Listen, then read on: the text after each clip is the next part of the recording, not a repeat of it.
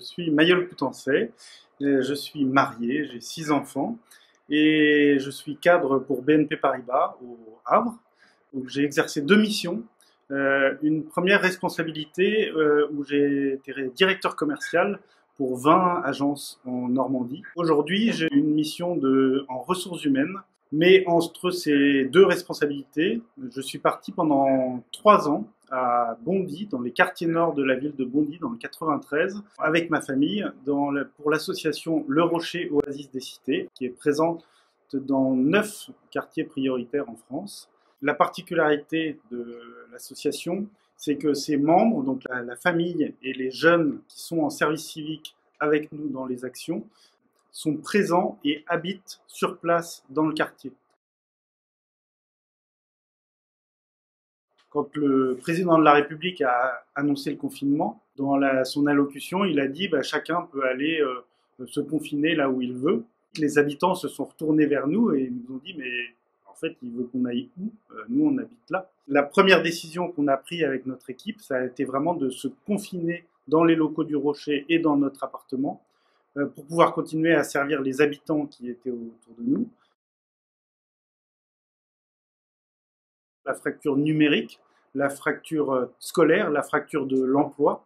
On s'est retrouvé avec des mères qui étaient complètement désemparées.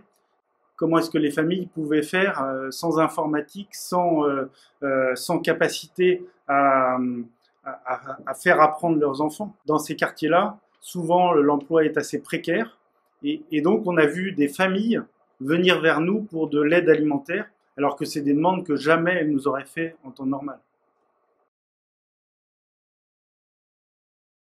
Cette pandémie, elle nous a obligés à beaucoup de créativité et puis de pédagogie. Pourquoi est-ce que il faut rester enfermé chez soi? Pourquoi est-ce que quand même il faut savoir sortir pour s'aérer? On a le droit d'aller faire du sport parce qu'il y avait des gens qui s'étaient complètement enfermés dans leurs quatre murs. Nous, on a choisi 2 axes principaux: d'appeler les habitants pour prendre de leurs nouvelles, prendre soin d'eux à distance et puis leur proposer de l'aide alimentaire qu'on avait mis en place avec la ville. Et puis le deuxième axe fort, c'était la fameuse continuité pédagogique, 1 heure par jour et par enfant. Et donc on a eu une formidable mobilisation en fait de nos bénévoles et puis de bénévoles qui venaient de tous horizons, des bénévoles qu'on ne connaissait pas avant et qui ont pris en charge un enfant pour l'accompagnement à la scolarité. 2 mois de rencontres tous les jours entre un bénévole et un enfant de ces quartiers, ça a été des rencontres et des relations hyper fortes et ça a ouvert beaucoup de nos bénévoles à des choses qu'ils connaissaient pas du tout, quoi. D'abord, je pense que j'ai appris à écouter et à prendre soin des plus fragiles. Et je pense que dans l'entreprise, c'est capital. La deuxième chose, c'est l'espérance. L'espérance quand il n'y a pas de perspective. Le pape François, dans un de ses discours, parlait d'un évêque qui lui avait dit « Nous ne devons pas simplement espérer, nous devons organiser l'espérance ». Il faudrait installer un rocher dans chaque ville. Très concrètement, pour moi, en fait, c'est ce qui m'a permis aussi de prendre ce virage dans l'entreprise pour travailler dans les RH et mettre les compétences que j'ai apprises au Rocher en exécution dans le cadre de mon nouveau métier.